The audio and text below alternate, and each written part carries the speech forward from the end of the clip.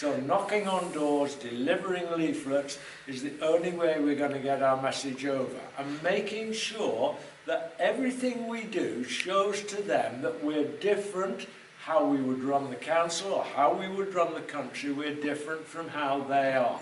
Because we're different because we want to take power to give it away, to devolve it down to local people, to give local people a say. And if that's what we believe in, we have to know what it is they want to say. So we have to be seen to be talking to people and not just like the Tories who come out at election time only and then disappear again and get on and do it their own way. I used to go out as the MP for Bath for 23 years, every single week, regardless of whether there was an election, I went knocking on doors, just asking people what were they interested in and so on.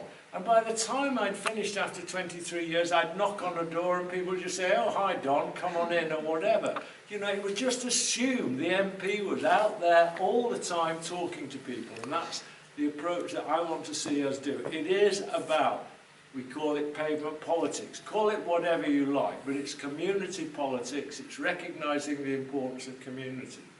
And then we have to make sure that people understand how the Conservative Party, both nationally and locally, have let us down in our area. Just think about some of the basic facts of life. Okay, take, for instance, council tax.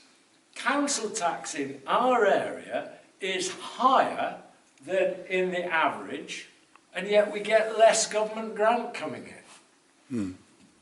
Think about the way in which house prices, whether to buy or to rent, are higher in our area than the national average, yet the average wage is lower. Think about the way in which the services that we're provided with, whether it's police or health or education, whatever, the amount of money per head that we get is less than the national average, and yet just because of the distances involved, just the costs are much greater. So we get less for our services per head of the population, yet they're going to cost more. I could go on. We are really screwed financially by the way in which the Conservative government allocates funds locally. We need to do something about that. We need a fairer funding system.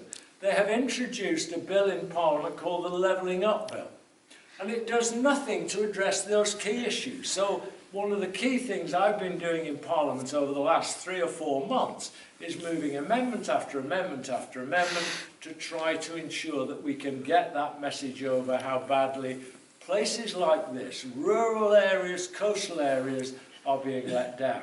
All over the country, we see that communities are remembering that when you elect a Liberal Democrat at any level of government, you get somebody who will work for you and for your community all year round and not just election time.